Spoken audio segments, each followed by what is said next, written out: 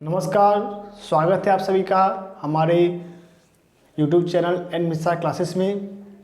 साथियों, जैसा कि पिछले वीडियो में हमने पढ़ा था संज्ञा अर्थात नाउन के बारे में, और आज की इस वीडियो में हम सभी जानकारी प्राप्त करेंगे सर्वनाम, जिसे कि हम प्रोनाउन कहते हैं, उसके बारे में।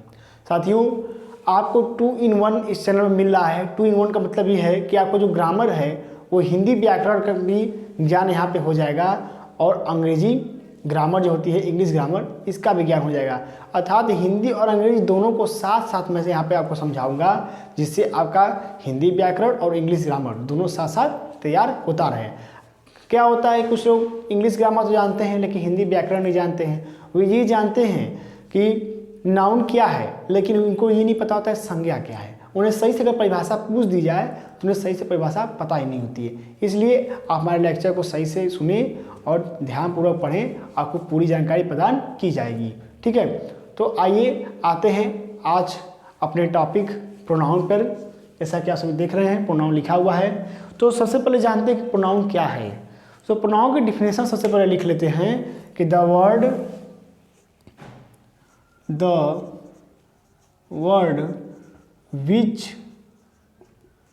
is used in place of noun is called pronoun। अर्थात वह शब्द जो संज्ञा के जगह पर प्रयोग किया जाता है उसे हम सर्वनाम कहते हैं। ठीक है, द वर्ड यानी शब्द, विच मीन्स जो, इज मीन्स है, used in place of noun. Place of noun होता है संज्ञा की जगह, अर्थात वह शब्द जो संज्ञा की जगह प्रयोग किया जाता है इज कॉल्ड प्रोनाउन। उसे क्या बोलते हैं, का मीन्स होता है बुलाना, उसे क्या बुलाते हैं, सर्वनाम बुलाते हैं। जैसे इसका एग्जाम्पल देख लेते हैं। Ram is eating a mango. Ram एक आम खा रहा है। राम आम खा रहा है। तो यहाँ राम क्या है, ये नाउन है। ठीक है, लेकिन अगर यही हम कह दें कि ही इज ईटिंग मैंगो, कि वह आम खा रहा है, तो साथियों आप समझ गए होंगे क्या मतलब है कि राम की जगह जो शब्द प्रयोग हो रहा है वही शब्द क्या है, सर्वनाम है। अर्थात the word which use in place of noun, Ram की जगह राम संज्ञा था और संज्ञा की जगह कौन शब्द प्रयोग हुआ, ही, अर्थात वह। तो ही क्या हो गया, ही सर्वनाम हो गया, ही प्रोनाउन हो गया। ठीक है, तो देख लेते हैं कौन कौन से प्रोनाउन होते हैं एग्जाम्पल में। ही, सी, वी, दे, etc। ठीक है, ये तो हो गई प्रोनाउन की बात। अब समझते हैं कि प्रोनाउन के कितने प्रकार होते हैं। जैसा कि मैंने आपको पिछले वीडियो में बताया था कि नाउन के 5 प्रकार होते हैं, उसी तरह प्रोनाउन के भी 5 प्रकार, 9 करके कितने प्रकार होते हैं, इसके दुगने हो जाते हैं 10। ठीक है, नाउन के 5 और प्रोनाउन के 10, तो इसके 10 प्रकार होते हैं। उन 10 प्रकारों के नाम ये लिख लेते हैं हम अच्छे से अब। ठीक है, ये जो आप 10 देख रहे हैं, ये 10 काइंड्स ऑफ प्रोनाउन है, अर्थात सर्वनाम के 10 प्रकार हैं। ठीक है, जिनमें पहला है पर्सनल प्रोनाउन, दूसरा हमारा है पॉसेसिव प्रोनाउन, तीसरा रिफ्लेक्सिव प्रोनाउन, चौथा इम्पैथिव प्रोनाउन, और पांचवा डिमोन्स्ट्रेटिव प्रोनाउन, छठवां है इंडिफरेंट प्रोनाउन, सातवां है डिस्ट्रीब्यूटिव प्रोनाउन, आठवां है रेसिप्रोकल प्रोनाउन, नौवां है रिलेटिव प्रोनाउन, और 10वां है इंट्रोगेटिव प्रोनाउन। ये 10 टाइप्स ऑफ प्रोनाउन हैं। अब इनके बारे में अब हम बारी बारी से अध्ययन करेंगे। तो आइए देखते हैं सबसे पहला वाला।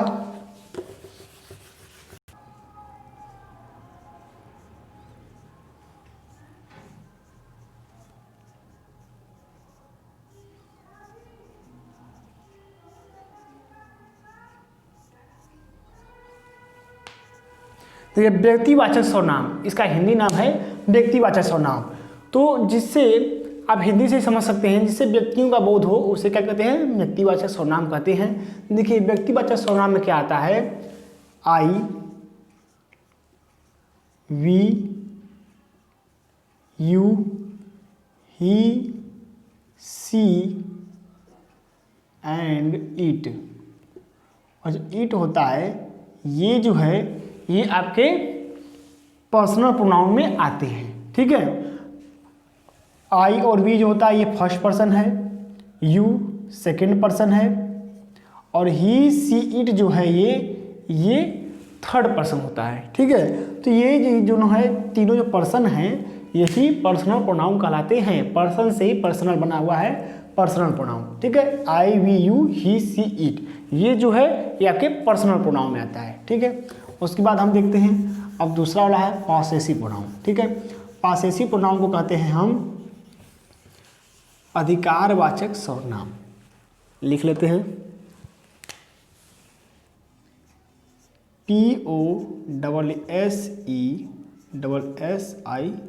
POSSESSIVE पॉसेसिव प्रोनाउन, इसका नाम है हिंदी में अधिकारवाचक।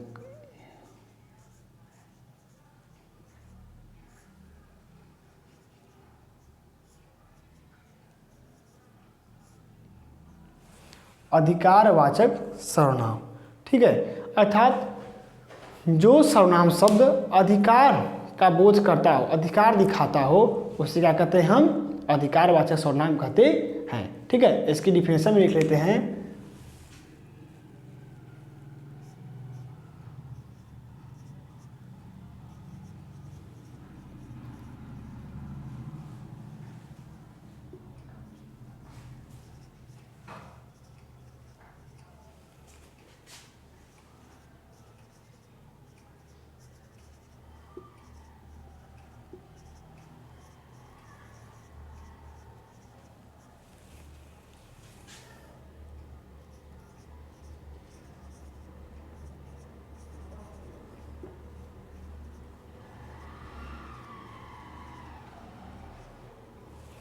The pronoun which shows possession is called possessive pronoun. अर्थात सर्वनाम जो दिखाता है अधिकार उसे क्या कहते हैं हम पॉसेसिव प्रोनाउन कहते हैं, अधिकारवाचक सर्वनाम कहते हैं। जैसे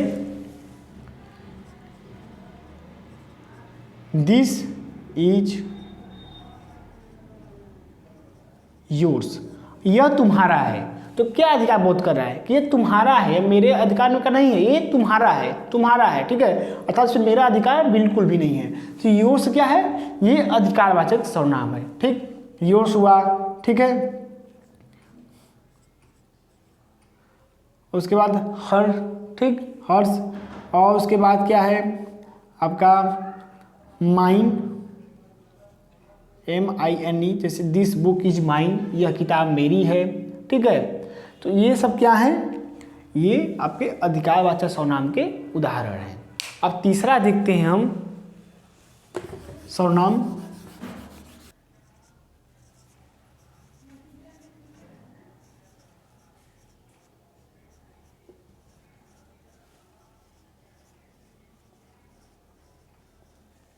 रिफ्लेक्सिव प्रोनाउन। रिफ्लेक्सिव प्रोनाउन कहते हैं हम निजवाचक सर्वनाम।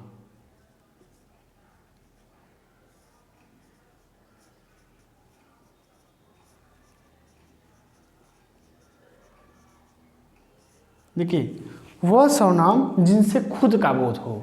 निज मतलब क्या होता है, अपना, ठीक है। तो वह सर्वनाम जिनसे क्या का बोध हो, खुद का बोध हो, उन्हें हम निजवाचक सर्वनाम कहते हैं। जैसे देखिए इसमें क्या होता है निजवाचक सर्वनाम में कि हम लिखते हैं कि जैसे I do it my self, ठीक है। मैंने इसे स्वयं किया, तो मैंने इसे स्वयं किया तो क्या किया, स्वयं का बोध होता है, ठीक है। जिससे खुद काम करने का बोध हो, निज का बोध हो, खुद का बोध हो, सेल्फ का बोध हो। उसमें देखिए एक बात और ध्यान दीजिएगा कि लास्ट में सेल्फ लगा हुआ होगा। जो भी निजवाचक सर्वनाम होंगे उनके अंत में सेल्फ लगा हुआ होगा, ठीक है। I do it my self, ठीक है। सी कट हर सेल्फ, ठीक है। उसने खुद को काटा, तो सी कट हर सेल्फ, SELF। तो ये जो आपको हर सेल्फ दिख रहा है, माई सेल्फ दिख रहा है, यही आपका निजवाचक सर्वनाम है, जिसे हम अंग्रेजी में कहते हैं रिफ्लेक्सिव प्रोनाउन। ठीक है, अब अगला देखते हैं हम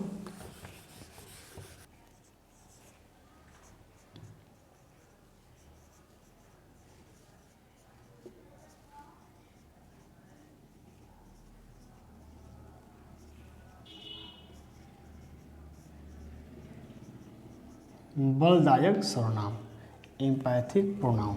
ठीक है, देखिए एम्पैथिक प्रोनाउन में क्या होता है, आप जैसा कि नाम में आप देख रहे हैं बलदायक सर्वनाम।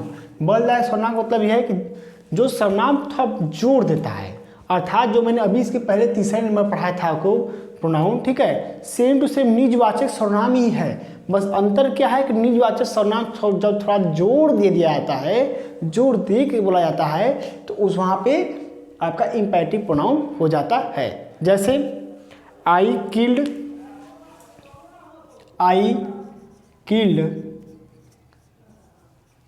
Tiger my self. अब देखिए माई सेल्फ तो यहाँ पे भी है, आप देखेंगे माई सेल्फ तो वहाँ भी था, तो वहाँ पे तो निजवाचक वाला हो गया था, तो यहाँ पर ये कैसे हो रहा है, तो देखिए माई सेल्फ यहाँ भी, माई सेल्फ वहाँ भी है, अंतर बस इतना है कि यहाँ पर जोड़ दिया जा रहा है कि मैंने खुद से बात को मारा है, मैंने खुद से बात को मारा है, उसने खुद से ऐसा कहा है, ही टोल्ड एज हिमसेल्फ, उसने खुद से ऐसा कहा है। तो क्या रहा, बात पे जोड़ जा रहा कि नहीं, उसने खुद ही ऐसा कहा है, मैं बना के नहीं बोल रहा हूँ, उसने खुद ही ऐसा कहा है। तो जब जोड़ दे के बोल दिया जा रहा है किसी बात पे, तो वहाँ पे क्या होता है, आपका बलदायक सर्वनाम अर्थात इम्पैरेटिव प्रोनाउन होता है। ठीक है, समझ रहे हैं, तो जहाँ पर जोड़ दे के कोई बात कही जाए तो वहाँ पे इम्पैरेटिव प्रोनाउन होता है। अब इसके आगे है 5वें नंबर पे आपका डिस्ट्रीब्यूटिव प्रोनाउन। ठीक है, डिस्ट्रीब्यूटिव प्रोनाउन का मतलब होता है वितरकवाचक सर्वनाम।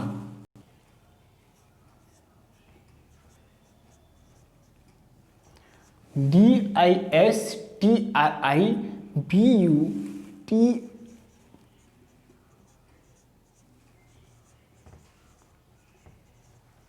डिस्ट्रीब्यूटिव प्रोनाउन, देखिए DISTIBUTIV डिस्ट्रीब्यूटिव प्रोनाउन, इसे कहते हैं हम वितरकवाचक सर्वनाम। ठीक है, इसकी डिफिनेशन सबसे पहले हम जान लेते हैं। इसकी डिफिनेशन है when each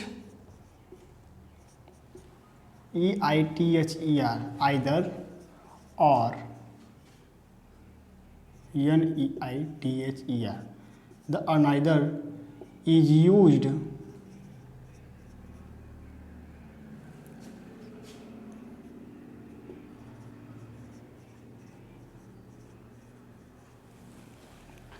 in pronoun is called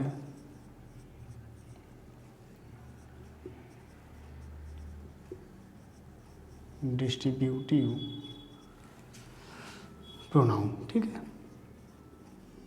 कह रहा है कि जब ईच आइदर नाइदर ये प्रोनाउन में यूज होते हैं तो इन्हें क्या कहते हैं, हम डिस्ट्रीब्यूटिव प्रोनाउन कहते हैं, अर्थात वितरकवाचक सर्वनाम कहते हैं। ठीक है, जैसे each of are telling lie, तुम में से प्रत्येक झूठ बोल रहा है, तो यहाँ पे क्या हो गया, ईच जो है ये क्या है, ये आपका डिस्ट्रीब्यूटिव प्रोनाउन है। ठीक है, ईच ऑफ यू, ठीक है, ईच ऑफ यू, इसे कि तुम में से प्रत्येक, तो जो ईच लग रहा है यही ईच आपका क्या है, वितरकवाचक सर्वनाम या डिस्ट्रीब्यूटिव प्रोनाउन है। ठीक है, आप समझ गए होंगे अच्छे से। अब अगला प्रोनाउन हम देखते हैं,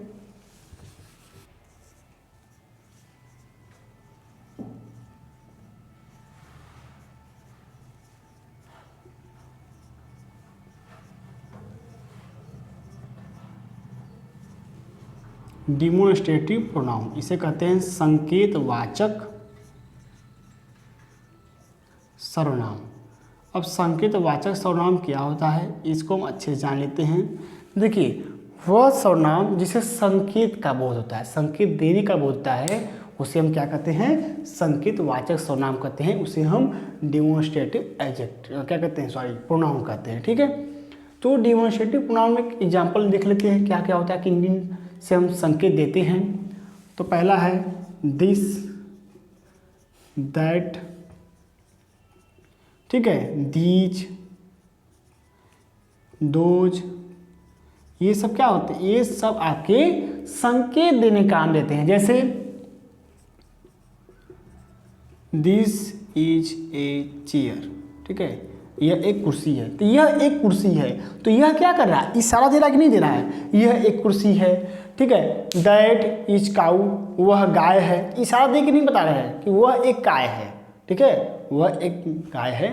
ठीक है, तो ये क्या कर रहे हैं, इशारा दे रहे हैं। ये सब लड़के हैं, इशारा दे रहे हैं। तो इशारा देने के लिए अर्थात संकेत देने के लिए जिन सर्वनाम का हम प्रयोग करते हैं उन्हें हम डेमोन्स्ट्रेटिव प्रोनाउन या संकेतवाचक सर्वनाम कहते हैं। ठीक है, अब उसके बाद अगला हम देखते हैं indefinite pronoun, sorry indefinite pronoun.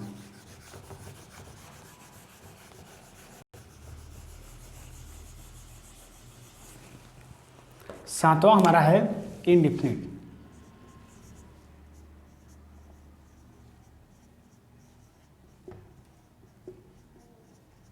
Indefinite pronoun अर्थात इंडिफिनिट का मतलब जानते हैं यहाँ अनिश्चय,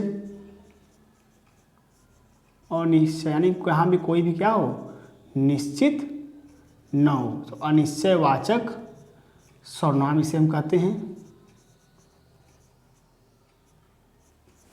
ठीक है, अनिश्चयवाचक देखते हैं सर्वनाम क्या होता है। तो जिस सर्वनाम से, ठीक है, जिस सर्वनाम से कोई निश्चित चीज का बोझ ना हो उसे अनिश्चयवाचक सर्वनाम कहते हैं। ठीक है, कोई चीज फिक्स ना हो, जैसे समवन, समवन,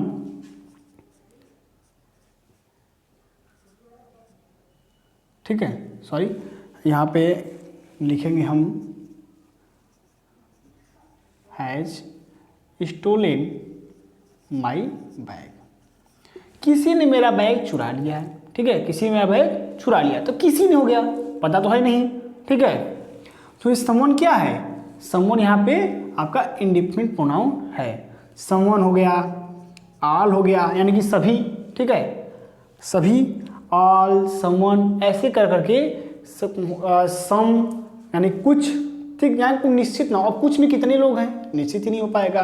ठीक है, ऑल में कितने लोग हैं नहीं कन्फर्म हो पाएगा। समवन कौन ये पता नहीं है, तो क्या है, निश्चय नहीं है, इसीलिए इसे अनिश्चयवाचक सर्वनाम कहते हैं, इंडिफिनिट प्रोनाउन कहते हैं। आपको अगर अच्छे समय आ रहा हो तो चैनल को सब्सक्राइब करिए, पहली बार विजिट कर रहे हैं तो बेल आइकन को दबाना बिल्कुल ना भूलिए, इतनी मेहनत से पढ़ा रहे हैं आपके लिए। ठीक है, और वीडियो अच्छा लगा हो या कोई प्रश्न पूछना हो तो कमेंट बॉक्स में जरूर कमेंट करिए। ठीक है, आइए अब आगे देखते हैं हम रेसिप्रोकल प्रोनाउन।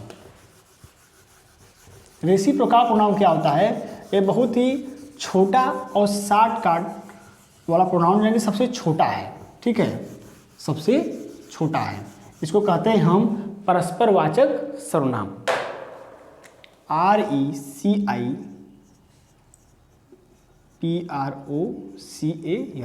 रेसिप्रोकल प्रोनाउन जो होता है इसे कहते हैं हम परस्पर वाचक सर्वनाम।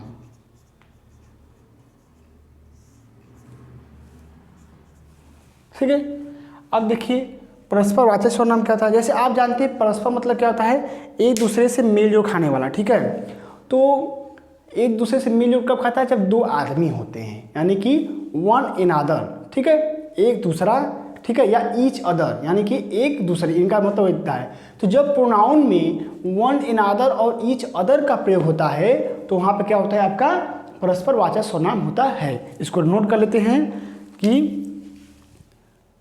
जैसे they loved one in other, वे एक दूसरे से प्यार करते हैं। ठीक है, या यहीं पे लिख सकते हैं हम दे लव्ड ईच अदर। ठीक है, तो ये one in other, each other है, यही परस्परवाचक, यही रेसिप्रोकल प्रोनाउन है। वन अनदर और ईच अदर, ठीक है। तो when in pronoun one another और each other is used then it called reciprocal pronoun, ठीक है। तो जब रेसिप्रोकल प्रोनाउन कब कहलाता है, जब प्रोनाउन में वन अनदर या ईच अदर का प्रयोग किया जाए, ठीक है। अब हम अगला देखते हैं, सबसे अंत में जो हमारा चल रहा है सर्वनाम, नौवां है RELATIV रिलेटिव प्रोनाउन।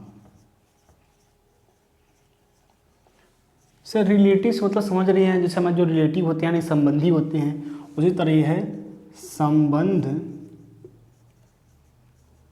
वाचक सर्वनाम। संबंधवाचक सर्वनाम का मतलब ये है कि जिन सर्वनाम शब्दों से संबंधों का बोध हो, ठीक है, वहाँ पे संबंधवाचक सर्वनाम होते हैं। जैसे आपको एग्जांपल दिखाता हूँ, दिस इज ए बुक, ठीक है, और उसके आगे है द बुक, ठीक है, the book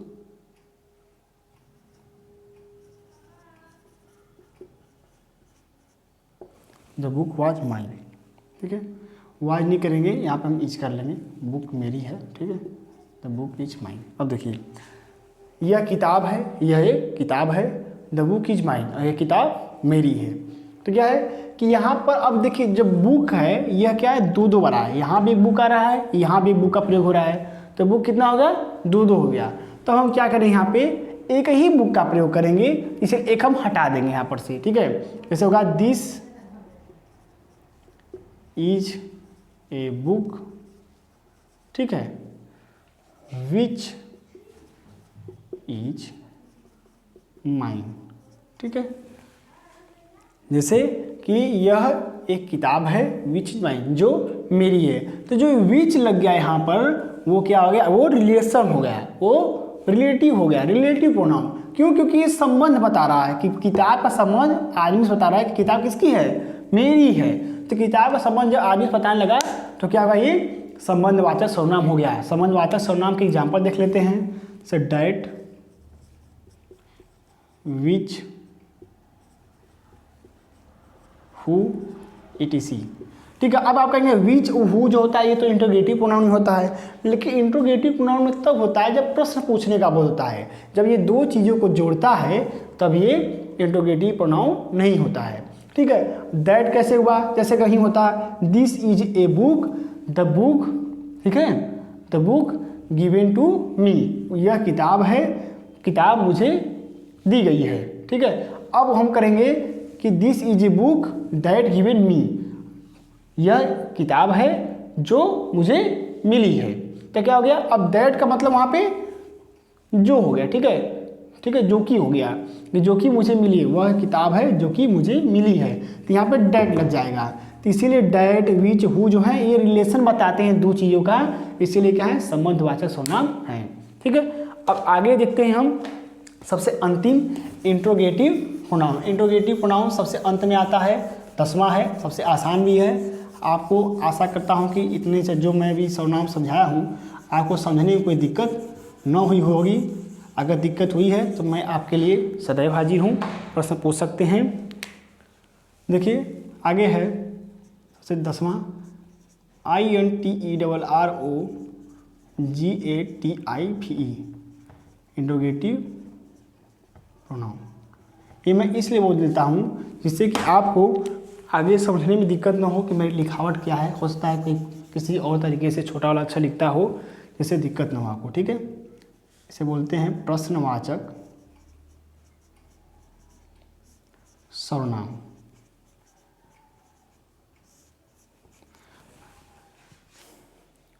the pronoun which ask A question is called interrogative pronoun, अर्थात वह सर्वनाम जिससे प्रश्न पूछने का बोध होता है उसे क्या कहते हैं, हम इंट्रोगेटिव प्रोनाउन कहते हैं, यानी कि प्रश्नवाचक सर्वनाम कहते हैं, ठीक है। तो किन किन प्रोनाउन से प्रश्न पूछने का बोध होता है, तो विच, हु, हुज, हूँ, ठीक है, वाट, ETC। ये जो है इन सबसे प्रश्न पूछने का होता है। जैसे हु आर यू, ये क्या हो गया यहाँ पे, अब यहाँ हु जो है प्रश्न पूछ रहा है कि तुम कौन हो, तो हु यहाँ पे कौन सा प्रोनाउन हुआ, इंट्रोगेटिव प्रोनाउन हुआ। ठीक है, तो इसी के साथ आपका आज का ये प्रोनाउन का टॉपिक खत्म होता है। अब अगले वीडियो मिलेंगे हम क्रिया यानी कि वर्ब के साथ। तब तक आप वीडियो को देखते रहिए, चैनल को अपना प्यार दुलार आशीर्वाद देते रहिए। ठीक है, और चैनल को सब्सक्राइब करना बिल्कुल ना भूलिए। शुभ धनतेरस और उसके बाद दीपावली आने वाली है, तो दीपावली की भी अग्रिम बधाइयाँ और शुभकामनाएं। पर्यावरण को हरा भरा रखें और जहाँ तक हो सके पटाखों का प्रयोग करें, लेकिन एक सीमित सीमा में करें। धन्यवाद।